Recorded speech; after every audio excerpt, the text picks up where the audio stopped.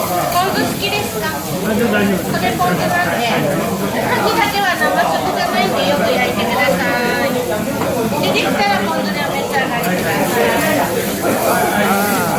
ちょっとこのまま。9番でいいっちゃうので、ちょっと焼けてからバター絡めると風味残るんで、はい。バターは一番最後。結構ね、鉄板熱いんで焦げちゃうんですね。バターが焦げすぎちゃうんです。そうなんですよ。せっかくのバターが。今バター高いですし。